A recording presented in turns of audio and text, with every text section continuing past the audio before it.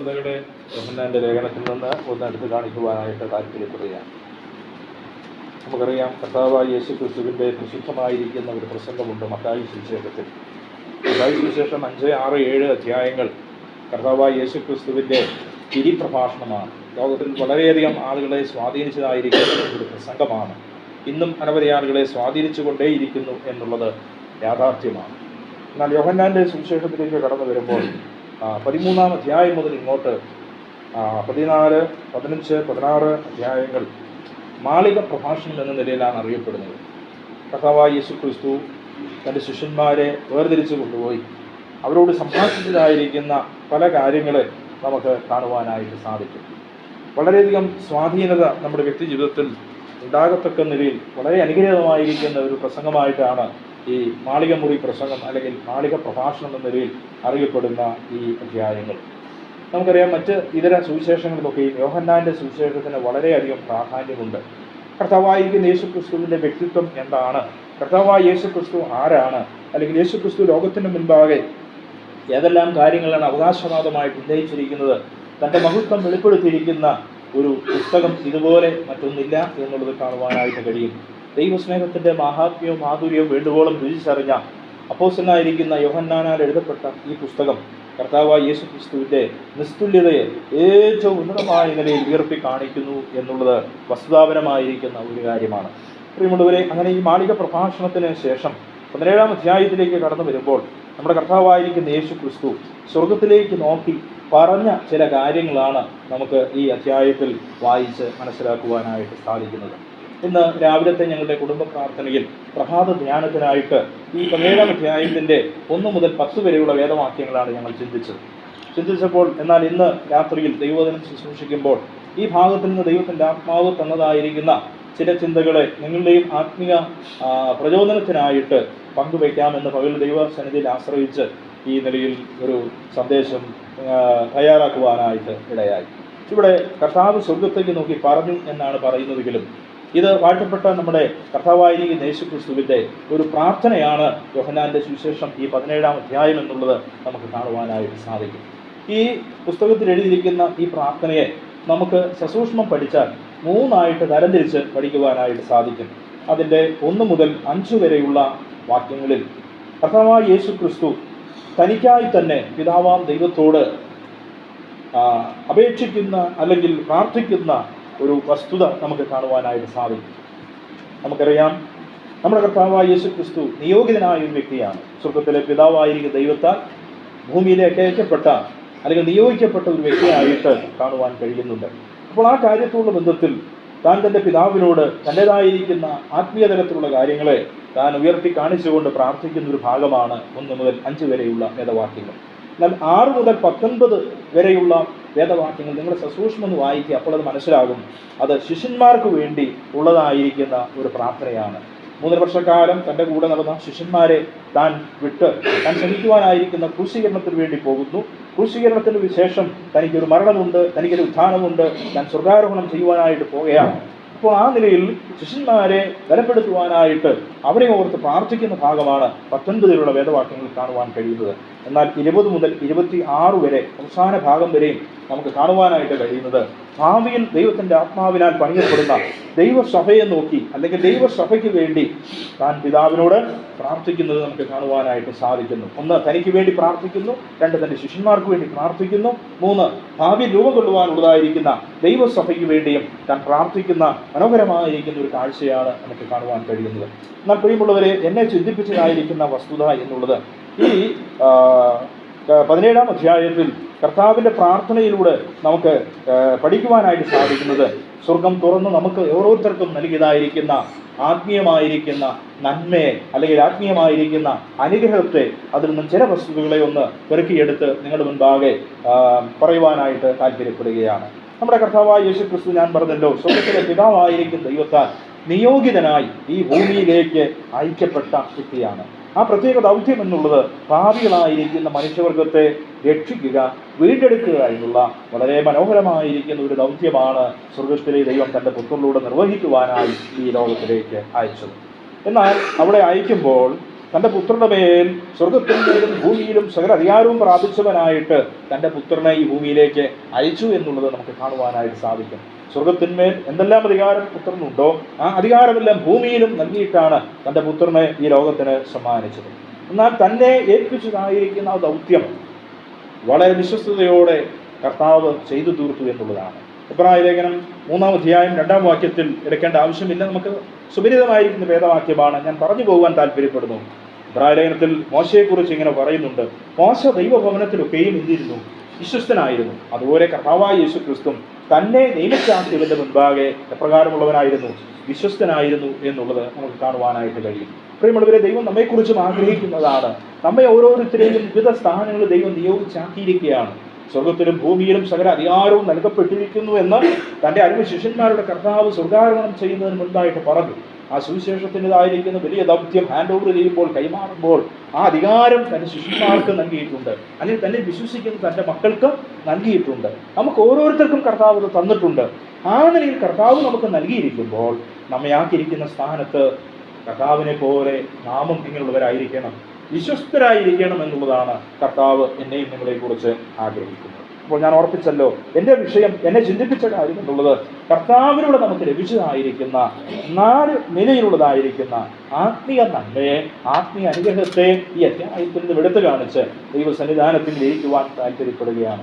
ഒരു വിപുലമായിരിക്കുന്ന ഒരു വിപുലീകരിക്കപ്പെട്ട ഒരു ആശയമൊന്നും ഞാൻ പറയുവാൻ താല്പര്യപ്പെടുന്നില്ല. പിന്നെയോ ചില വാക്യങ്ങൾ മാത്രം അതിൽ നടത്തിയെടുത്ത് തുടർന്നുള്ള ദിവസങ്ങളിൽ ഈ 17-ാം അധ്യായം നിങ്ങൾ ഭവനത്തിൽ ഇരിക്കുമ്പോൾ വായിക്കുകയും ധ്യാനിക്കുകയും പഠിക്കുകയും ചെയ്യുമ്പോൾ സ്വർഗത്തിലെ ദൈവം നമുക്ക് നൽകിയിരിക്കുന്ന ആത്മീയ നന്മകൾ അതെത്രയോ വലിയതാണെന്ന് നമുക്ക് ചിന്തിക്കുവാനായിട്ട് സാധിക്കും. ഒന്നാമത്തെ ഭാഗം എന്നുള്ളത് ആ 17-ാം അധ്യായത്തിൻ്റെ 2-ാമത്തെ വാക്യത്തിൽ നമുക്ക് വായിക്കുവാൻ കഴിയുന്നുണ്ട്. എന്താണ് സ്വർഗത്തിലെ ദൈവം തൻ്റെ പുത്രനിലൂടെ നമുക്ക് നൽകിയ നന്മ എന്നുള്ളത് കാണുവാനായിട്ട് സാധിക്കും. അവരിങ്ങനെയാണ് എഴുതിയിരിക്കുന്നത്, നീ അവന് നൽകിയിട്ടുള്ള എല്ലാവർക്കും അവൻ നിത്യജീവനെ കൊടുക്കേണ്ടതിന് നീ സകല ജഡത്തിന്മേലും അവന് അധികാരം നൽകിയിരിക്കുന്നുണ്ട്. അപ്പോൾ നമുക്കെല്ലാവർക്കും നിത്യജീവൻ ലഭിച്ചു എന്നുള്ളതാണ് നമുക്ക് പ്രശംസനീയമായിരിക്കുന്ന വിഷയം, അല്ലെങ്കിൽ നമുക്ക് ലഭിച്ചിരിക്കുന്ന ഏറ്റവും വലിയ അനുഗ്രഹം എന്നുള്ളത് നമുക്ക് കാണുവാനായിട്ട് സാധിക്കും. ഇവിടെ നാം വായിക്കുന്നൊരു പ്രയോഗമുണ്ട്, സകല ജഡത്തിന്മേലും നൽകുവാനായിട്ടുള്ള അധികാരം ആർക്ക് നൽകി? പുത്രന് നൽകി. പിതാവായ ദൈവത്തിൻ്റെ ഉദ്ദേശം എന്തായിരുന്നു എന്നുള്ളത് നമുക്ക് കാണുവാൻ കഴിയുന്നുണ്ട്. ഇതേ യോഹന്നാൻ തന്നെ 3-ാം അധ്യായം 16-ാം വാക്യത്തിൽ നമ്മളെല്ലായ്പ്പോഴും പറയുന്ന സുപരിതമായിരിക്കുന്ന ഒരു വാക്യമുണ്ട്. എന്താ കുഞ്ഞുങ്ങളെ ആ വാക്യം? തൻ്റെ ഏകജാതനായി പുത്രൻ വിശ്വസിക്കുന്ന ഏവരും നശിച്ചു പോകാതെ നിത്യജീവൻ പ്രാപിക്കേണ്ടതിന് ദൈവം അവനെ നൽകുവാൻ തക്കവണ്ണം ലോകത്തെ സ്നേഹിച്ചു. ആരും നശിച്ചു പോകരുത് എന്നുള്ളത് ദൈവത്തിൻ്റെ കാര്യപരിപാടിയാണ്. അതിന് ജാതിയില്ല, മതമില്ല, വർഗമില്ല, അതിന് വർണ്ണമില്ല, അതിന് ഭാഷയില്ല, അതിന് ദേശത്തിൻ്റെ അതിർവരമ്പുകളില്ല.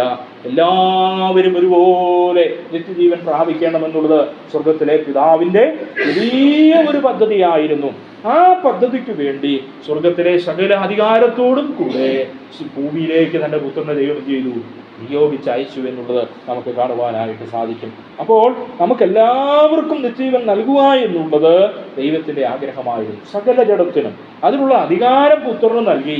ആ അധികാരത്തിൻ്റെ അടിസ്ഥാനത്തിൽ നമുക്കെല്ലാവർക്കും എന്ത് ലഭിച്ചു? നിത്യജീവൻ ലഭിച്ചു എന്നുള്ളത് നമുക്ക് കാണുവാനായിട്ട് സാധിക്കും. അപ്പോൾ ആരും നശിച്ചു പോകരുത്, അതായത് പുത്രൻ മുഖാന്തരം എല്ലാവരും രക്ഷിക്കപ്പെടണം, എല്ലാവരും വീണ്ടെടുക്കണം. അപ്പോൾ പ്രിയമുള്ളവരെ, പാപികളായിരിക്കുന്ന അനവധി ആളുകൾ നമ്മുടെ ചുറ്റുപാടുകളിലുണ്ട്. അവരൊക്കെ നശിച്ചു പോകുമ്പോൾ ദൈവത്തിന് എന്താ വലിയ ഭാരമുണ്ട്. എന്താ? അവരാരും നശിച്ചു പോകുവാനായിട്ട്, ഒരു വ്യക്തി പോലും, ഈ ഭൂമിയിൽ പിറന്ന ഒരു കുഞ്ഞു പോലും നശിച്ചു പോകുവാനായിട്ട് സ്വർഗത്തിലെ പിതാവായിരിക്കും ദൈവം ആഗ്രഹിക്കാതിരുന്നത് കൊണ്ടാണ് തൻ്റെ ഓമന പുത്രനെ, തൻ്റെ ഏകജാതനായ പുത്രനെ തന്നെ ഈ ലോകത്തിലേക്ക് നൽകുവാൻ പിതാവിന് ഇഷ്ടമായി. ഇനി എന്താണ് നിത്യജീവൻ? ആ നിത്യജീവൻ എന്നുള്ളതിൻ്റെ വ്യക്തമായിരിക്കും ഒരു നിർണയം അതിന് തൊട്ട് താഴത്തെ വാക്യത്തിൽ കൊടുത്തിട്ടുണ്ട്. 17-ാം അധ്യായത്തിൻ്റെ 3-ാമത്തെ വാക്യം ഒന്ന് എടുക്കാം. ആ വാക്യം ആരെങ്കിലും ഒന്ന് വായിച്ചാട്ടെ. നിങ്ങൾ ആരെങ്കിലും വായിച്ചേ, എന്താണ് നിത്യജീവൻ?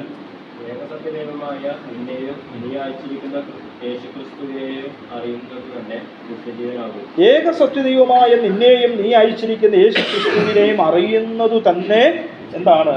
നിത്യജീവനാകും. ഇതാണ് നിത്യജീവൻ എന്നുള്ളതിൻ്റെ ഡെഫിനിഷൻ. യേശുക്രിസ്തുവിനെ അറിയുക, അല്ലെങ്കിൽ നമുക്ക് ഇങ്ങനെ പറയാം, യേശുക്രിസ്തുവിലൂടെ ആരെ അറിയുക? പിതാവാം ദൈവത്തെ ഒരു വ്യക്തി തിരിച്ചറിയുന്നതാണ് എന്ത് നിത്യജീവൻ എന്നുള്ളത്. നമുക്കറിയാം, ലോകത്തിൽ അനവധി ആളുകളുണ്ട്, അല്ലേ? യേശുക്രിസ്തുവിൻ്റെ മഹത് വചനങ്ങളെ വിശ്വസിക്കുന്നവരുണ്ട്. യേശുക്രിസ്തു നൽകുന്ന രോഗസൗഖ്യത്തെ ഇന്നും വിശ്വസിക്കുന്നവരുണ്ട്. യേശുക്രിസ്തു പറഞ്ഞതായിരിക്കുന്ന സതുപദേശങ്ങളെ വിശ്വസിക്കുന്നവരുണ്ട്. പക്ഷെ യേശുക്രിസ്തു പിതാവാം ദൈവത്താൽ മനുഷ്യവർഗത്തിന് നഷ്ടപ്പെട്ട ജീവനെ നൽകുവാനായി ലോകത്തിലേക്ക് അയച്ചതെന്ന് ആര് വിശ്വസിക്കുന്നുവോ ആ വിശ്വാസത്തിലൂടെ പിതാവാം ദൈവത്തെ കണ്ടെത്തുന്നതാണ് എന്ത്? നിത്യജീവൻ. ഇതൊരു കേവലം അറിവല്ല, പിന്നെന്താണ്? ഞാൻ പലപ്പോഴും പറയാനുള്ളൊരു വാക്കുണ്ട്, നമുക്ക് തന്നിരിക്കുന്ന കേവലം ഒരു അറിവല്ല, ലോകപ്രകാരമുള്ള ഒരു അറിവല്ല, പിന്നെയോ ഇത് തിരിച്ചറിവാണ്. ഇത് തിരിച്ചറിയുവാൻ ലോകത്തിലുള്ള എല്ലാവർക്കും സാധിച്ചിട്ടില്ല.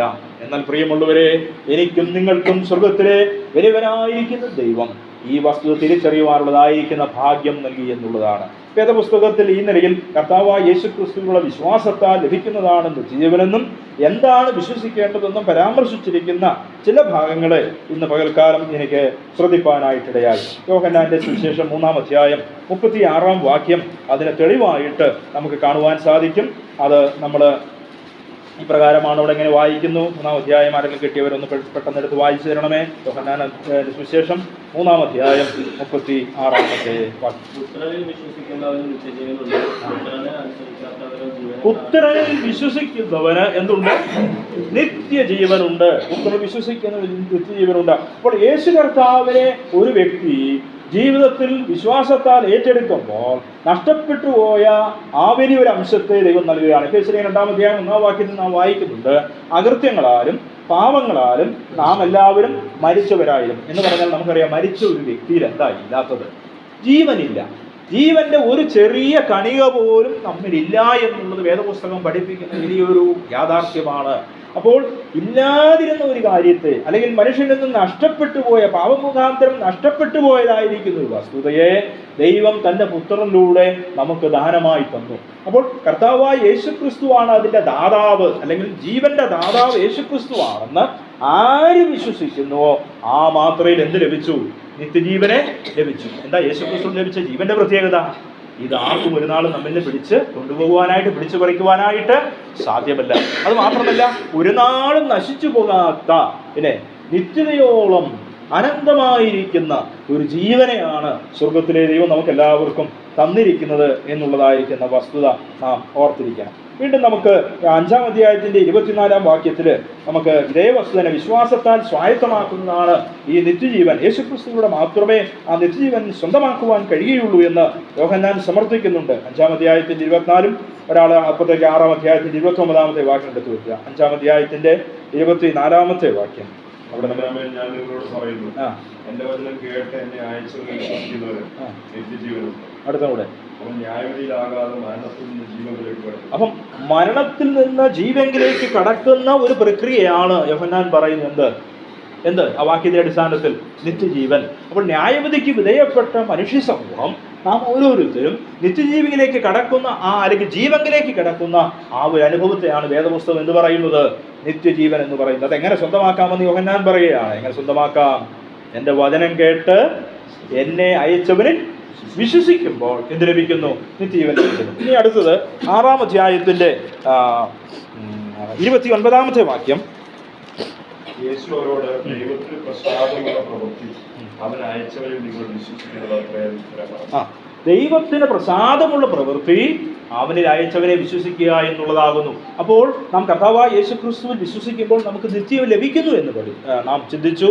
അപ്പോൾ കർത്താവായ യേശുക്രിസ്തുവിൽ വിശ്വസിക്കുക എന്ന് പറഞ്ഞത് എന്താ വാക്യത്തിൽ പറഞ്ഞിരിക്കുന്നത്? നമ്മൾ നേരത്തെ വായിച്ച വാക്യത്തിൽ കണ്ടു, മരണത്തിൽ നാം ന്യായവിധിയിൽ നിന്ന് ജീവങ്കിലേക്ക് കടന്നിരിക്കുന്നു, മരണത്തിൽ നിന്ന് ജീവങ്കിലേക്ക് കടന്നിരിക്കുന്നു.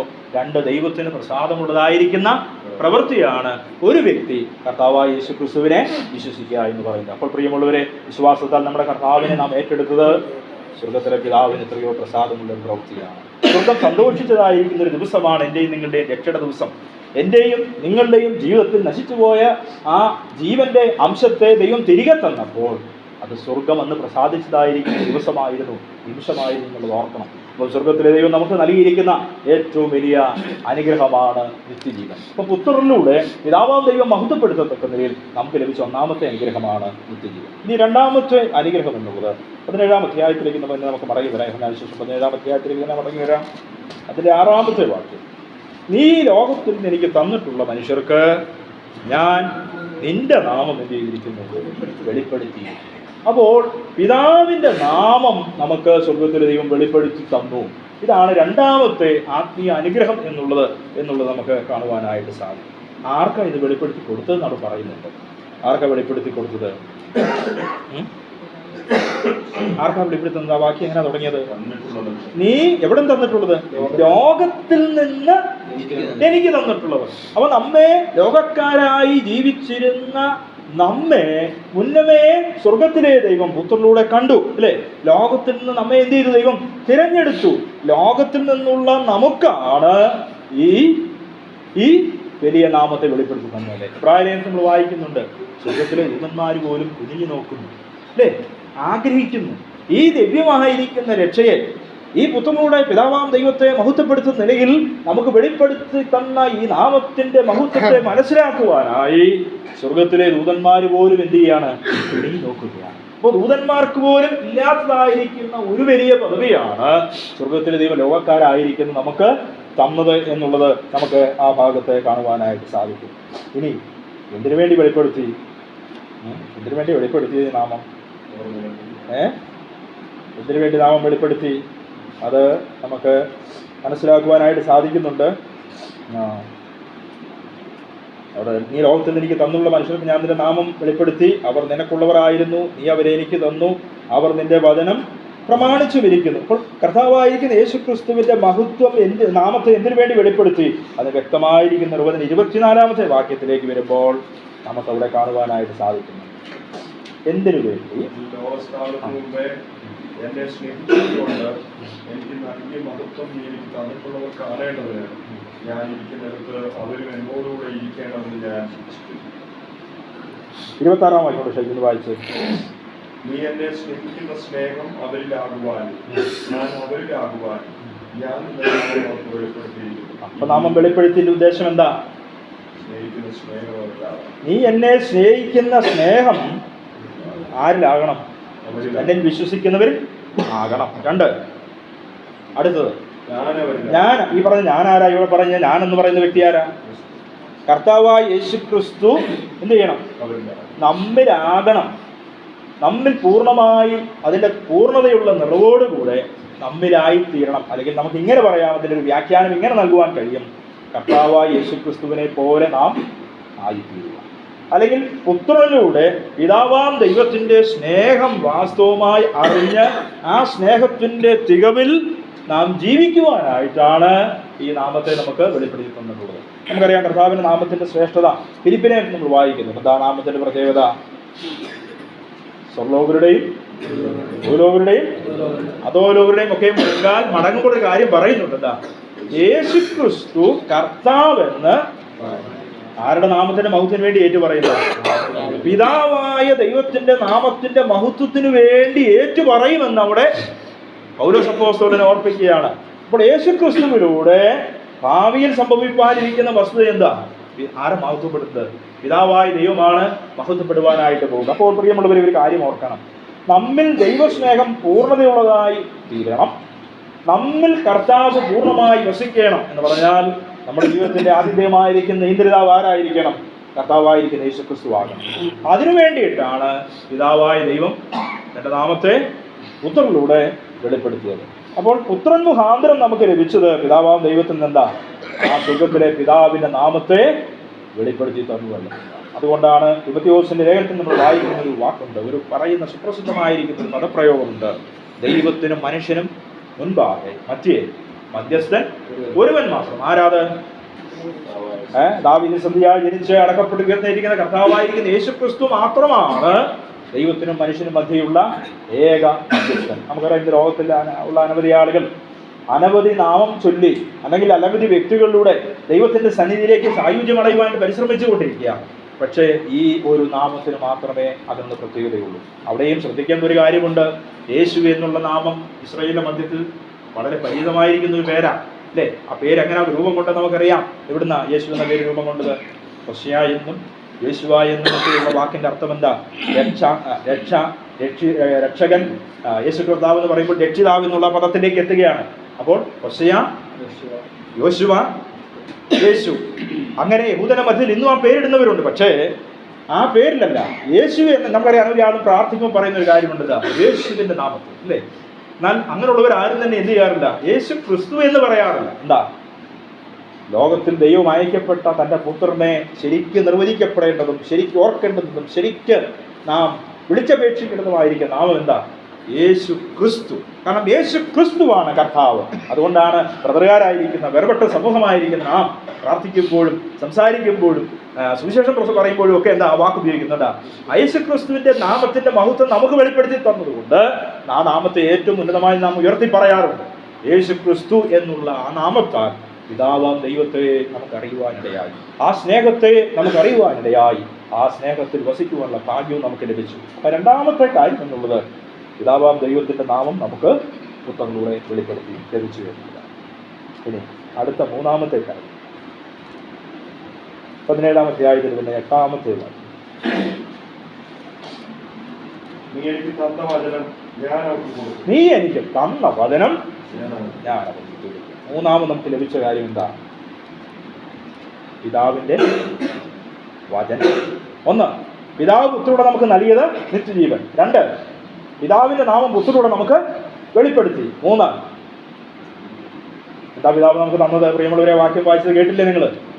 വചനം. സ്വർഗത്തിലെ ദൈവം നമുക്ക് വചനത്തെ തന്നു എന്നുള്ളതാണ്. ഇനി നമുക്ക് ആ ഭാഗത്ത് തന്നെ നമുക്ക് കാണുവാനായിട്ട് കഴിയുന്നൊരു സംഗതിയുണ്ട്. വചനത്തെ എങ്ങനെയാണ് ഒരു വ്യക്തി സ്വീകരിക്കുന്നത്? 8-ാം വാക്യത്തിൽ പറഞ്ഞിട്ടുണ്ട്. വായിച്ച വാക്യം മുഴുവൻ വായിച്ച്. നീ എനിക്ക് അവരുടെ കൈക്കൊണ്ടും ഞാൻ നിന്റെ അടുക്കൽ നിന്ന് വന്നിരിക്കുന്നുവെന്ന് സത്യമായിട്ട് അറിഞ്ഞു നീ എന്നെ അയച്ചു എന്ന് വിശ്വസിച്ചു. 3 കാര്യങ്ങളാണ് ഈ വചന സ്വീകാര്യതയ്ക്ക് വേണ്ടി അവിടെ പറഞ്ഞിരിക്കുന്നത്. എന്താ? സാക്ഷാൽ വചനം എന്നുള്ളത് കർത്താവായ യേശു ക്രിസ്തുവാണ്.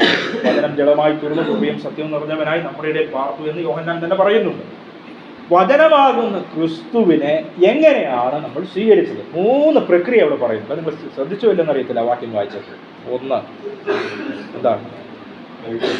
അവരത് കൈക്കൊണ്ടു. യോഹന്നാൻ തന്നെ പറയുന്ന വാക്കാണ്. ഞാൻ പുറത്തേക്ക് എങ്ങും പോകുന്നില്ല, ഈ പുസ്തകം വിട്ട് ഞാൻ അധികം പോകുന്നില്ല. യോഹന്നാൻ തന്നെ പറയുന്നൊരു വാക്യമുണ്ട്. എന്താ? അവനെ കൈക്കൊണ്ട് അവന്റെ നാമത്തിൽ വിശ്വസിക്കുന്ന ഏവർക്കും ദൈവമക്കളാകുവാൻ അവൻ അധികാരം കൊടുത്തു. അപ്പൊ ഒരു വ്യക്തി വചനത്തെ കൈക്കൊള്ളണം. 2, അറിവുണ്ടാകണം. എന്താ? അറിയുക. കൈക്കൊള്ളുക, അറിയുക. എന്താ അറിയേണ്ടുന്നത്? ഒരു വ്യക്തി യേശു കർത്താവിനെ സ്വീകരിക്കുമ്പോൾ യേശു കർത്താവിനെ കൈക്കൊള്ളുന്നു. എന്തറിഞ്ഞുകൊണ്ടായി കൈക്കൊള്ളുന്നത്? അതവിടെ പറഞ്ഞിരിക്കുന്നത്. യേശു കർത്താവ് പിതാവാം ദൈവത്തിന്റെ അടുക്കൽ നിന്നും വന്നിരിക്കുന്ന വ്യക്തിയാണെന്ന് പറഞ്ഞാൽ, ഇങ്ങനെ ഞാൻ പറയട്ടെ, അവിടെ എഴുതിയിട്ടില്ല എങ്കിലും ഈ വ്യക്തി ആരല്ല? ഭൗമികനായൊരു വ്യക്തിയല്ല. ലോകത്തിൽ തന്നെ വന്നൊരു വ്യക്തിയല്ല. നമുക്കറിയാം, ഇന്നുള്ള മഹാരഥന്മാരും ദൈവത്തിന്റെ ആളുകളൊക്കെ പറയുന്ന പലരും മനുഷ്യരിൽ നിന്ന് എടുക്കപ്പെട്ടവരാ അല്ലേ? മനുഷ്യനായി ജനിച്ച് ദൈവമായി അവതരിക്കുന്ന പല ആളുകളെയാണ് നമ്മുടെ ചുറ്റുപാടിൽ കാണുന്നത്. എന്നാൽ ഈ ഒരു അറിവ് നമുക്ക് സ്വർഗത്തിലെ പരിശുദ്ധാത്മാവ് തന്നു. എന്താ? ഭൗമികനല്ല, ലോകത്തിൽ നിന്ന് വന്നവനല്ല. എവിടെ നിന്ന് വന്നവനാ? ഉയരത്തിൽ നിന്ന് വന്നവനാ, സ്വർഗത്തിൽ നിന്ന് വന്നവനായുള്ള അറിവ്. ആ അറിവോടെ നാം കൈക്കൊള്ളണം. അടുത്തത് എന്താ? 3-ാമത്തെ കാര്യം, സ്വർഗത്തിലെ ദൈവത്താൽ അയക്കപ്പെട്ടവനാണെന്ന് വിശ്വസിക്കും. ഇങ്ങനെയാണ് ഈ വചനം നമുക്ക് സ്വന്തമാക്കുവാനായിട്ട് ഇടയായി. പ്രിയമുള്ളവരെ, ഇങ്ങനെ വചനം നാം കൈക്കൊണ്ടു, അറിഞ്ഞു, വിശ്വസിച്ചു. വളരെ ചുരുക്കി പറഞ്ഞു പോവുക. അടുത്തെന്താണെന്നറിയാമോ? ഈ വചനത്തെ അംഗീകരിച്ചവർക്ക് ലഭിച്ചത് എന്താ? 14-ാമത്തെ വാക്യത്തിൽ പറയുന്നുണ്ട്. 17-ാം അധ്യായത്തിന്റെ 14-ാമത്തെ വാക്യം ഒന്ന് വായിച്ചേ. 17-ന്റെ 14. ഞാൻ അവർക്ക് നിന്റെ വചനം കൊടുത്തിരിക്കും. 2-ാമത് അതേ കാര്യം പറയുന്നു.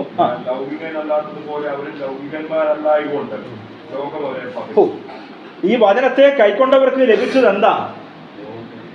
ലോകത്തിന് മുൻപിൽ പകച്ചു അല്ലേ? വെറുത്തു. ലോകം അവരെ വെറുത്തു. പ്രിയമുള്ളവരെ, ഇതല്ലേ നമ്മുടെയും നമ്മുടെ ചുറ്റുപാടുള്ളവരെയും ജീവിതാനുഭവം? കർത്താവായ യേശു ക്രിസ്തുവിനെ അറിഞ്ഞത് മുഖാന്തരം ലോകത്തിന്റെ ദൃഷ്ടിയിൽ എങ്ങനെയുള്ളവരെന്നാ? ഓട്ടപ്പുള്ളികളാണ് അല്ലേ? ഒരു വിധത്തിൽ ലോകത്തിന് മുൻപാകെ പയക്കപ്പെട്ടവരാണ്, വെറുക്കപ്പെട്ടവരാണ്. എന്തുകൊണ്ടാ? ലോകവുമായിട്ട് പല കാര്യങ്ങളോടും നാം സമദൂരം പാലിക്കുന്നവരല്ല, അകലം വിട്ട് നാം മാറി നിൽക്കുന്നത് കൊണ്ട് ലോകത്തിന്റെ ദൃഷ്ടിയിൽ നാം എങ്ങനെയുള്ളവരാണ്? വെറുക്കപ്പെട്ടവരാണ്, പകയ്ക്കപ്പെട്ടവരാണ്. അപ്പോൾ ഈ വചനത്തെ നാം സ്വീകാര്യതയോടുകൂടെ കൈക്കൊണ്ടു, ഈ വചനത്തെ നാം മുറുകെ പിടിച്ചു, അനുദിന ജീവിതത്തിൽ വചനാനുസരണം ജീവിക്കുമ്പോൾ ലോകം എന്ത് ചെയ്യും? നമ്മളെ പകയ്ക്കുവാനായിട്ട് ഇടയായി. ഇനി 16ഉം 17ഉം വാക്യങ്ങളൊന്ന് വായിച്ചു. ലൗകികനല്ലാത്തതുപോലെ അവര് ലൗകികന്മാരല്ല, സത്യത്താൽ അവരെ വിശുദ്ധീകരിക്കണമേ. നിന്റെ വചനം സത്യമാകുന്നു. നീ എന്റെ ലോകത്തിലേക്ക് അയച്ചതുപോലെ ഞാൻ അവരെ ലോകത്തിലേക്ക് അയച്ചിരിക്കുന്ന കർത്താവ് ആകുമ്പോൾ പറയുന്നുണ്ട് ഒരു വാക്ക്,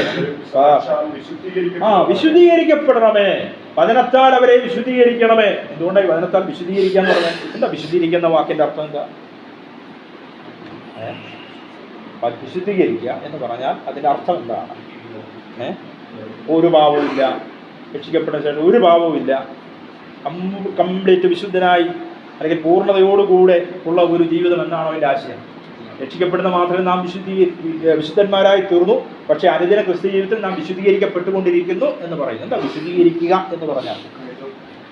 വേർതിരിക്കുക എന്നുള്ള ആശയമാണ്. വേർതിരിക്കുക, പേര് കൊണ്ട് വേർപാടെന്നുള്ള ആശയമല്ല. ഇന്ന് പേര് കൊണ്ടേ വേർപാടുള്ളൂ, ജീവിതത്തിൽ വേർപാടില്ല, ജീവിതത്തിൽ വിശുദ്ധിയില്ല. അപ്പോൾ വിശുദ്ധീകരിക്കുക എന്ന് പറഞ്ഞു കഴിഞ്ഞാൽ വചനത്താൽ നമ്മെ കർത്താവിന് വേണ്ടി എന്ത് ചെയ്തു?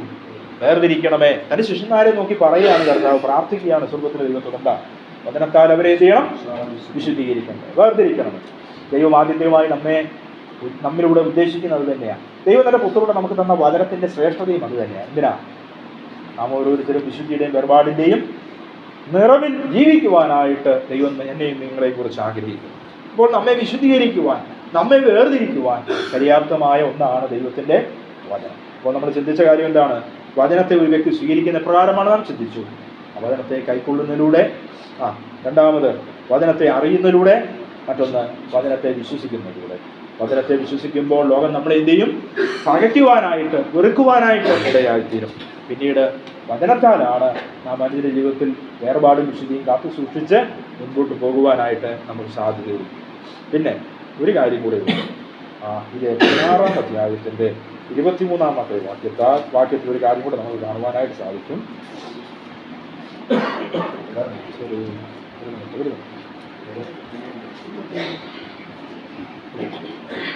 16-ന്റെ 23. 16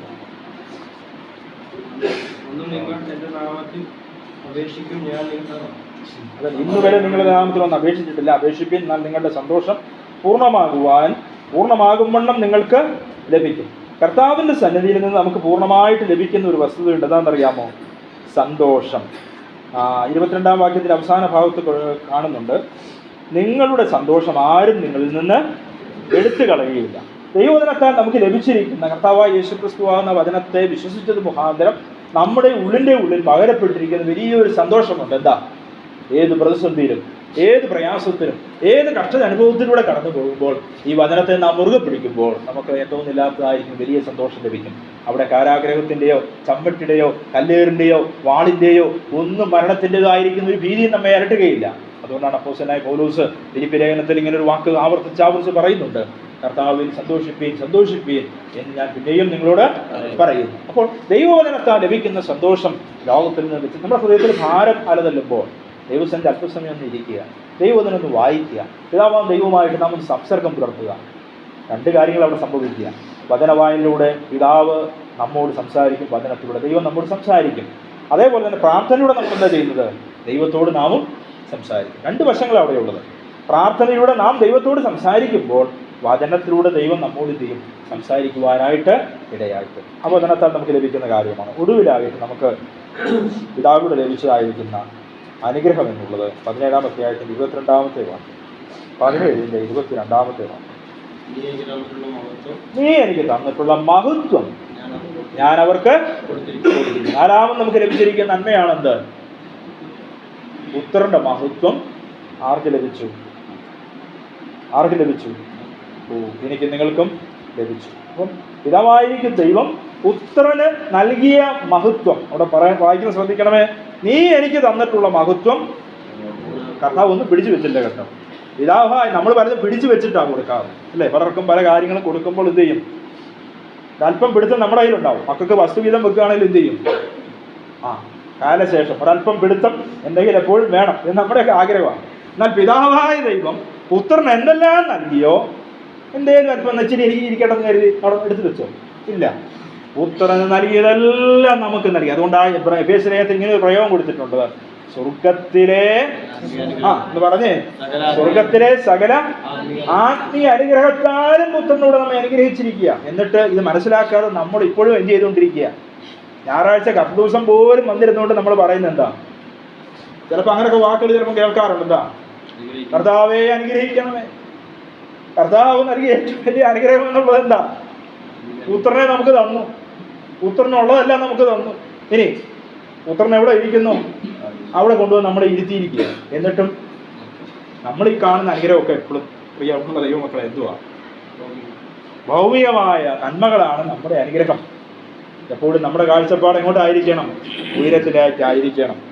നമുക്ക് അത് പറഞ്ഞെന്ന് മാത്രം. അപ്പോൾ മഹത്വം നമുക്ക് തന്നിരിക്കുന്നു.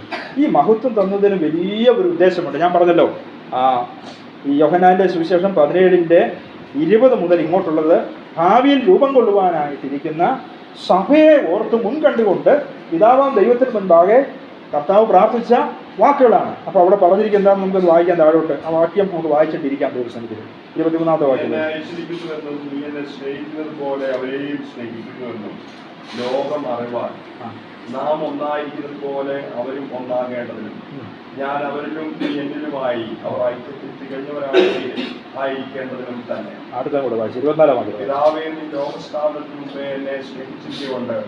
എനിക്ക് നൽകിയ മഹത്വം നീ എനിക്ക് തന്നിട്ടുള്ളവർ കാണേണ്ടതിന് ഞാൻ ഇരിക്കുന്നിടത്ത് അവരും എന്നോടുകൂടെ ഇരിക്കണം എന്ന് ഞാൻ ഇച്ഛിക്കുന്നു. വാക്യം വായിച്ചിട്ട് വല്ലതും മനസ്സിലായോ? ഈ വാക്യം വായിച്ചിട്ട് വല്ലതും മനസ്സിലായോ കേട്ടവർക്ക്? ഞാൻ അതിൻ്റെ കൺക്ലൂഷൻ പറഞ്ഞിട്ട് ഞാൻ ഇരിക്കാൻ താല്പര്യപ്പെടുക. എൻ്റെ രത്നച്ചുരുക്കം എന്താണെന്നറിയാമോ? ആ വാക്യം കൂടെ വായിക്കാം. ഞാൻ തന്നെ വായിക്കാം. നീ എന്നെ അയച്ചിരിക്കുന്നുവെന്ന് നീ എന്നെ സ്നേഹിക്കുന്ന പോലെ അവരെയും സ്നേഹിക്കുന്നുവെന്ന് ലോകം അറിയണം. 3 ഉദ്ദേശങ്ങളാണ്. ലോകം അറിയേണ്ടുന്ന ഒരു വലിയ സന്ദേശം ഭാവിയിൽ കർത്താവ് മുൻകൂട്ടി കണ്ടുകൊണ്ട് പറയും. എന്താ ലോകം അറിയേണ്ടത്? യേശു കർത്താവ് പിതാവിനാൽ അയക്കപ്പെട്ടവനാണെന്നും പിതാവാം ദൈവം പുത്രനെ എങ്ങനെ സ്നേഹിച്ചിരിക്കുന്നുവോ ആ നിലയിൽ എല്ലാവരും പരസ്പരം സ്നേഹിക്കുന്നുവെന്നും ലോകം അറിയണം. അപ്പം നമ്മുടെ സ്നേഹം നാം പങ്കിടുമ്പോൾ ലോകം ഈ സ്നേഹത്തെ എന്ത് ചെയ്യണം? നമ്മളിലൂടെ തിരിച്ചറിയണം. 2 ആ സെമിക്കോളൻ ഇട്ടതിൻ്റെ ബാക്കി, നാം ഒന്നായിരിക്കുന്ന പോലെ അവരും ഒന്നാകേണ്ടതിന് ഞാൻ അവരിലും നീ എന്നിലുമായി അവർ ഐക്യത്തിൽ തികഞ്ഞവരായിരിക്കണം. 2-ാമത്തെ കാര്യം, ഒന്ന് ലോകം നാം പരസ്പരം സ്നേഹിക്കുന്നവരാണെന്നും സ്വർഗത്തിലെ പിതാവിൻ്റെ സ്നേഹം പങ്കിടുന്നവരാണെന്നും അറിയണം. ഇതറിയുന്നുണ്ടോ ഇന്ന്? പല ദൈവസഭകളിലൂടെയും ദൈവമക്കളുടെയും ഇതല്ല അറിയുന്നത് അല്ലേ? ദൈവനാമം ദുഷിക്കപ്പെടുന്ന പല കാര്യങ്ങളും അറിയുന്നു. സ്നേഹത്തിൻ്റെ പകരം ശത്രുതയും വിദ്വേഷവും പകയും പിണക്കവുമാണ് ലോകം തിരിച്ചറിയുന്നത്. എന്നാൽ ദൈവം നമ്മെക്കുറിച്ച് ആഗ്രഹിക്കുന്നത് ലോകത്തിന് മുൻപാകെ സ്നേഹത്തെ അറിയിച്ചു കൊടുക്കണം. 2, പിതാവും പുത്രനും ഐക്യതയിൽ എങ്ങനെയായിരിക്കുന്നത്? ഒന്നായിരിക്കുന്നത് പോലെ ഞാനും നിങ്ങളും നാം ഓരോരുത്തരും എന്തായിരിക്കണം? ഒന്നായിരിക്കണം. ഒരു ഐക്യത, ഒരു യൂണിറ്റി. നാം എല്ലാവരും ക്രിസ്തുവിൽ ഒന്നാണെന്നുള്ളത് ലോകത്തിന് മുൻപാകെ എന്ത് ചെയ്യണം? തെളിയിച്ചു കൊടുക്കണം. അപ്പോൾ പിതാവായ ദൈവം തന്റെ മഹത്വം നമുക്ക് വെളിപ്പെടുത്തിയതിന്റെ പിൻപിൽ 1-ാമത്തെ ഉദ്ദേശം നാം ദൈവസ്നേഹത്തെ പങ്കിടുന്നവരാണെന്ന് ലോകം അറിയണം. 2, ലോകം അറിയണമെന്നൊരു കാര്യമുണ്ട്. എന്താ? സഭയുടെ വലിയ ദൗത്യമായിരുന്നു. എന്താ ദൗത്യം? യേശുവിൻ ജനമേ ഭയമെന്തിനകമേ എന്നൊരു പാട്ടിലൊരു പാടാറുണ്ട് അല്ലേ? എന്താ വാക്യത്തിന്റെ ആ പാട്ടിന്റെ അവസാന സ്റ്റാൻസ് അനീഷേ? അവസാന ഭാഗത്ത് യേശുവിൻ ജനമേ ഭയമെന്തിനകമേ എന്നുള്ള പാട്ടിന്റെ ഭിന്നത വെടിയ ഒന്നാകാം. അപ്പൊ ഇതുവരെ ഒന്നായിട്ടില്ല. ഒന്നാകാനായിട്ട് പാടുകയാണ്. പ്രിയമുള്ളവരെ, അങ്ങനെയല്ല. പിതാവാം ദൈവം പുത്രനിലൂടെ നമ്മെ എന്താക്കി തീർത്തു? ഒന്നാക്കി തീർത്തു. എന്താ ഒന്നാക്കി തീർത്തത്? യോഹന്നാൻ തന്നെ പറയുന്നുണ്ട് തന്റെ ലേഖനം 3-ാം അധ്യായം 1-ാം വാക്യത്തിൽ. നമ്മളെല്ലാവരും അവരപ്പൻ്റെ മക്കളാണ്. നേരത്തെ നമ്മൾ പറഞ്ഞു, അവനെ കൈക്കൊണ്ട് അവനെ നാമത്തിൽ വിശ്വസിക്കുന്നവരും ദൈവത്തിന്റെ മക്കളാകുവാൻ അധികാരം കൊടുത്തു. അതേ യോഹന്നാൻ 3-ാം അധ്യായത്തിൽ തന്റെ ലേഖനത്തിൽ പറയുന്നുണ്ട്, കാൺമീ നാം ദൈവം മക്കളെന്ന് വിളിക്കപ്പെടുവാൻ പിതാവ് നമുക്ക് എത്ര വലിയ ഒരപ്പന്റെ മക്കളാണെന്ന് ലോകം അറിയണം. പച്ച മലയാളത്തിൽ പറഞ്ഞു, ഒരു അപ്പന്റെ മക്കളാണെന്ന് ലോകം അറിയണം. നാം ഐക്യത്തിൽ ജീവിക്കുന്നവരാണ്, സ്വർഗീയ കുടുംബത്തിലെ അംഗങ്ങളാണ് എന്നുള്ളത് ലോകം അറിയണം. പിന്നെ 3-ാമത്തെ കാര്യം എന്തുവാ? ഈ പുത്രൻ തൻ്റെ മഹത്വത്തിൽ ഇരിക്കുമ്പോൾ വെളിപ്പെടുത്തുവാൻ ആഗ്രഹിക്കുന്നൊരു കാര്യം, പിതാവേ നീ ലോകസ്ഥാപനത്തിന് മുൻപേ എന്നെ സ്നേഹിച്ചിരിക്കുന്നുണ്ട്, എനിക്ക് നൽകിയ മഹത്വം നീ എനിക്ക് തന്നിട്ടുള്ളവർ കാണുവാനായിട്ട് എന്ത് ചെയ്യണം? ഞാൻ ഇരിക്കുന്നിടത്ത് അവരും എന്നോടുകൂടെ. നമ്മളും കർത്താവിൻ്റെ സമീപത്ത് ചാരവേ കർത്താവിനോടുകൂടെ ഇരിക്കുമ്പോൾ ലോകത്തിന് മുൻപാകെ എന്ത് വെളിപ്പെടുത്തും? എന്ത് വെളിപ്പെടുവാനായിട്ട്? പുത്രൻ എപ്രകാരം പിതാവിൻ്റെ സന്നിധിയിൽ, നമ്മളെ എബ്രായ ലേഖനത്തിലൊക്കെ വായിക്കുന്നുണ്ട്, എന്താ? വലത് ഭാഗത്തിനും നമുക്ക് വേണ്ടി എന്ത് ചെയ്തുകൊണ്ടിരിക്കുക? പക്ഷപാതം ചെയ്തുകൊണ്ടിരിക്കുക. പുത്രന്റെ അടുക്ക് പിതാവും പുത്രനും എങ്ങനെയായിരിക്കുന്നത്? ഐക്യതയിൽ ഒന്നായിട്ടിരിക്കുന്നു, സമീപത്തിരിക്കുന്നു, നമ്മെ ഓർത്തുകൊണ്ടിരിക്കുന്നു, അല്ലേ? നമുക്ക് വേണ്ടി പക്ഷപാതം ചെയ്യുന്നു. പ്രിയമുള്ളവരെ, അതുപോലെ പുത്രനിലൂടെ തൻ്റെ മഹത്വം നമുക്ക് വെളിപ്പെടുത്തി തന്നിട്ട് പറയുകയാണ്, നമ്മളെവിടെ ഇരിക്കുന്നു എന്ന് ലോകം അറിയണം. പുത്രനോടൊപ്പം നാം ഇരിക്കുന്നു എന്ന ലോകം തിരിച്ചറിയണം. ഇതാണ് വലിയൊരു ദൗത്യം. അപ്പോൾ ചിന്തിച്ച ഭാഗം 1, നമുക്ക് ലഭിച്ചിരിക്കുന്ന ഏറ്റവും വലിയ അനുഗ്രഹം നിത്യവനെ പിതാവാൻ ദൈവം തന്നെ. 2, അവൻ്റെ നാമത്തെ നമുക്ക്, പിതാവിൻ്റെ നാമത്തെ നമുക്ക് തന്നു. 3, വചനത്തെ നമുക്ക് തന്നു. 4 തൻ്റെ മഹത്വം നമുക്ക്. ഈ 4 കാര്യങ്ങൾ തന്നതിന് ഉദ്ദേശവും നമ്മൾ കണ്ടു, അല്ലേ? നിത്യവനെ തന്നു. പുത്രനിൽ വിശ്വസിക്കുന്ന ദേവനും നിത്യവനുണ്ട്. മരണത്തിൽ നിന്ന് അല്ലെങ്കിൽ ന്യായവിധിയിൽ നിന്ന് ജീവനിലേക്ക് ഉള്ളതായിരിക്കുന്ന ഒരു ചൂടുവെപ്പ് അതിലൂടെ നമുക്ക് ലഭിച്ചു. 2, ആ നാമം വെളിപ്പെടുത്തിയപ്പോൾ സ്വർഗത്തിലും ഭൂമിയിലും സകലാധികാരവും പ്രാപിച്ചവനായിരിക്കുന്ന ആ പുത്രന്റെ നാമം നമുക്ക് തന്നതിലൂടെ കർത്താവിൻ്റെ മഹത്വത്തെ ലോകത്തിന് മുമ്പാകെ വെളിപ്പെടുത്തുക എന്നുള്ള വലിയൊരു ഉദ്ദേശം ദൈവത്തിനുണ്ട്. കൂടുതലായിട്ട് വചനത്തെ നമുക്ക് തന്നു. എങ്ങനെ? കൈക്കൊണ്ടതിലൂടെ, കർത്താവിനെ അറിഞ്ഞതിലൂടെ, കർത്താവിനെ വിശ്വസിച്ചതിലൂടെ വചനത്തെ നമുക്ക് തന്നു. വചനത്തെ നാം അറിഞ്ഞിരിക്കുമ്പോൾ ലോകം നമ്മളെ പകയ്ക്കും, വെറുക്കും എന്നുള്ളത് നമ്മൾ കണ്ടു. പക്ഷേ ലോകത്തിന് മുമ്പിൽ മാന്യമുള്ളവരായി ജീവിക്കുവാനായിട്ടാണ് ദൈവം നമ്മളെക്കുറിച്ച് ആഗ്രഹിക്കുന്നത്. ഒടുവിലായിട്ട് നമ്മൾ കണ്ടതെന്താ? എൻ്റെ മഹത്വത്തെ വെളിപ്പെടുത്തി. എന്തിനു വേണ്ടി? ലോകം നമ്മുടെ സ്നേഹത്തെ ഒന്ന് തിരിച്ചറിയണം. 2, നാം ഐക്യതയിൽ പുത്രനും പിതാവും എപ്രകാരമായിരിക്കുന്നു അതുപോലെ നാം ജീവിക്കണം. 3ാമതായിട്ട് നമ്മളവിടെ കണ്ടു, പുത്രൻ എൻ്റെ പിതാവിൻ്റെ സന്നിധിയിൽ അടുത്തിരിക്കുന്ന പോലെ നാമും പുത്രനോടൊപ്പം ഇരിക്കുന്നു എന്നുള്ളത് ലോകത്തിന് മുൻപാകെ അറിയണം. ഇതാണ് ദൈവം ആത്യന്തികമായി നമ്മെക്കുറിച്ച് ആഗ്രഹിക്കുന്ന ഉദ്ദേശം. ആ ഉദ്ദേശശുദ്ധി വരുന്ന ദിവസങ്ങളിൽ നമ്മുടെ ജീവിതത്തിലൂടെ കർത്താവ് നൽകട്ടെ. ധാരാളം കാര്യങ്ങൾ ഇനി ആ പുസ്തകത്തിൽ അധ്യായം വായിച്ചപ്പോൾ വളരെ ശ്രേഷ്ഠതയുള്ള ഒരു അധ്യായമായിട്ട് എനിക്ക് പഠിക്കുവാൻ സാധിച്ചു. നിങ്ങളുടെ പഠനത്തിന് വേണ്ടി ഞാൻ വീട്ടിൽ നിന്ന് സമയം കിട്ടുമ്പോൾ പ്രിയ സഹോദരന്മാരെ അധ്യായം വായിക്കുകയും പഠിക്കുകയും അതിലെ ആത്മീയ നിക്ഷേപങ്ങളെ പെറുക്കിയെടുക്കുവാൻ തക്കവണ്ണം വിശുദ്ധരായി തീരുകയും ചെയ്യണം. ഈ വചനങ്ങളാൽ കർത്താവ് നമ്മെ അനുഗ്രഹിക്കും.